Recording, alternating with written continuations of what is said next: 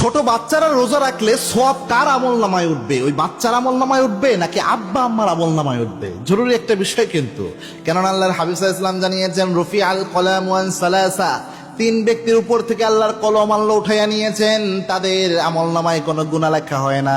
তার মধ্যে একটা হচ্ছে ছোট্ট বাচ্চা, নাবালিগ বাচ্চা। সে যা করে তার আমল নামার খাতাকে আল্লাহ ক্লোজ করে রেখে দেয়। নাবালিগ বাচ্চার আমল নামা ক্লোজ, আমল নামা খোলা হয় না। সুতরাং নাবালক বাচ্চা যদি কোনো গুনার কাজও করে, এটাও কিন্তু লেখা হয় না ছোট বাচ্চার আমল নামায়। এটা জরুরি একটা বিষয়। তো এখন ছোট বাচ্চা রোজা রাখলো, এটা তো জরুরি একটা বিষয়। বুখারীতে বর্ণনা পাওয়া যায় ছোট বাচ্চাদের রোজার ব্যাপারে। সাহাবা একরাম বলেছেন, নবীজির সময় থেকেই আমরা ছোট বাচ্চাদেরকে রমজানের রোজা রাখার জন্য উৎসাহিত করতাম। মাঝে মাঝে রোজা রাখাতেন, উৎসাহিত করতেন, অভ্যাস করাতেন সাহাবা একরাম তার বাচ্চাদেরকে। তো এই আমল নামার, এই ছোট বাচ্চার আমল নামার সবটা কার আমল নামায় উঠবে?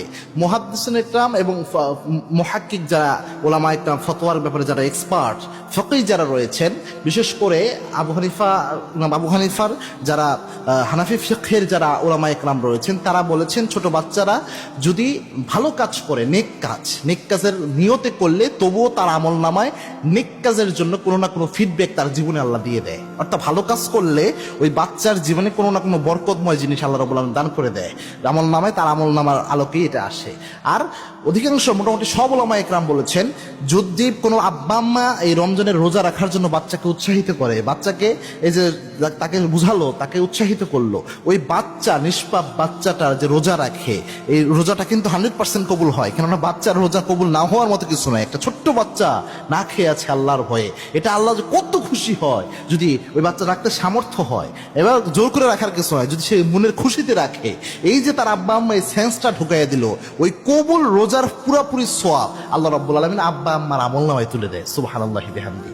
এটা কত চমৎকার একটা বিষয় দেখেছেন। বাচ্চার আমল নামা থেকে কিন্তু কমে না আমল, এবং আব্বা আম্মার আমল নামা হুবহু চলে যায়। এবং পাশাপাশি একটা জিনিস হলো, এই রমজানের রোজাটা রাখলে আল্লাহর হাবিব সাল্লাল্লাহু আলাইহি ওয়াসাল্লাম জানিয়েছেন, ছোট্ট বাচ্চার জীবনেও আল্লাহ রাব্বুল আলামিন বরকত এনে দিতে পারেন। মুহাদ্দিস একরাম বলেছেন এই রমজানের এই রোজার কারণে। এবং আল্লাহর হাবিব সাল্লাল্লাহু আলাইহি ওয়াসাল্লাম জানিয়েছেন, এই রমজানের রোজা পূর্বের সমস্ত গুনাহ মাফ করানোর জন্য যথেষ্ট হয়ে যায় একটা রোজায়। সুতরাং আব্বা আম্মা যদি উৎসাহিত করে এই রমজানের রোজা রাখার ক্ষেত্রে, তো সন্তানেরকে এই সহযোগিতা করার কারণে আব্বা আম্মার গুনাহ মাফ হয়ে যেতে পারে।